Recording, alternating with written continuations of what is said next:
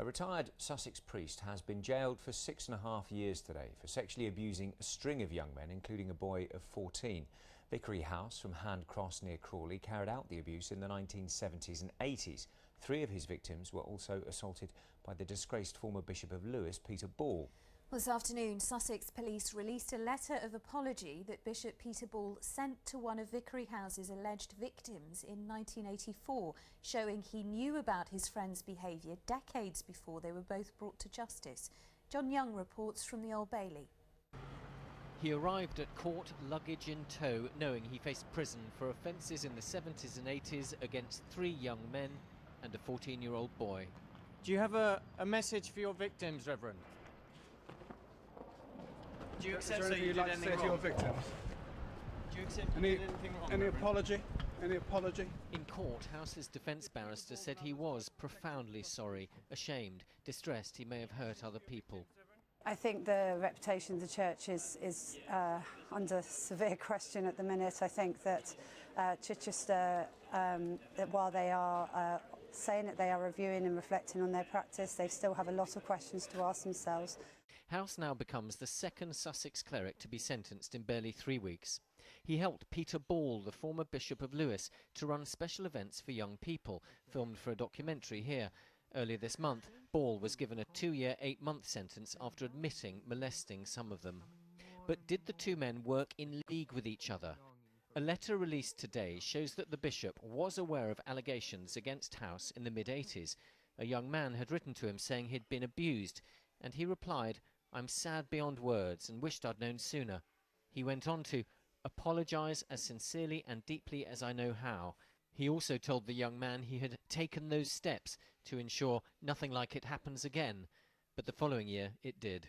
There is no evidence that action was taken by Peter Ball after receiving that letter, and there is no evidence that Peter Ball passed that on to other members of the church. So that surely is an offence of some sort? I can't answer at the moment. We'd have to look at that in further detail. Sussex has been a hotspot of clerical abuse for decades, and we've had former bishops that have interfered with inquiries and also been abusers themselves. The judge today said she took into account the good work House had done, helping vulnerable people at this church in Brighton, for example, but said that her sentence must reflect that he was an abuser who had hidden behind a cloak of religion. Well, John Young is live at the Old Bailey. John, the police were in court. What have they had to say tonight? Polly, I think the police suspect that many viewers may be losing track, frankly, of these cases of clerical abuse in Sussex. But the message they want to get across is if these cases are triggering memories, they want people to get in touch with them. They will, they say, look into other cases that may emerge. The police have not come entirely well out of this. Devon police, for example, in 2001 were told by one of the victims that House had molested him. They did nothing about it. The judge made clear she was not impressed with that. Sussex police tonight are making clear they don't want that to happen again. They will listen. Thanks, John. Well, Vickery House has become the 11th man connected with the Church of England in Sussex who's proven to have committed sexual abuse. They include 2 bishops, Peter Ball, who was jailed for 32 months earlier this year, and George Bell, who died before facing justice. Also, Canon Gordon Rideout. He was jailed for 36 offences against 16 children, most of them at a children's home in Crawley in the 1960s and 70s. And priest Roy Cotton, who was allowed to continue working in the Diocese of Chichester in the 1970s and 80s, despite being convicted of sexually abusing a boy in 1954. Well, the Bishop of Horsham, Mark Sowerby, is the man in charge of safeguarding for the Church of England in Sussex today. This afternoon, I asked him if there had in fact been a cover-up. No, I don't think the church did know what was going on. I don't believe there has been a cover-up nor collusion. But nonetheless, there were 11 people, at least, Yes. who did carry out abuse Yes. in the Diocese of Chichester. Now, at the very least, that shows that there was a culture that allowed that to happen. Yes, I think we have to concede that it happened. That culture, I believe, has changed very considerably at least since the earliest days of this.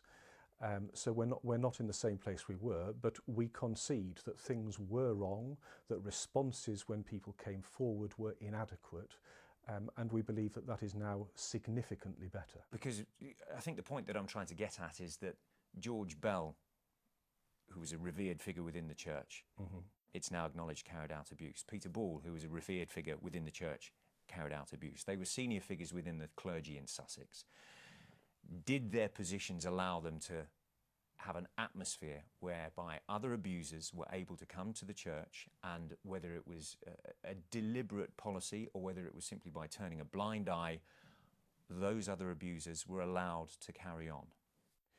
I've got no evidence that any of the bishops has knowingly allowed other people to abuse. Clearly, we have to acknowledge that Bishop Peter Ball committed criminal offences, and that's a source of profound regret.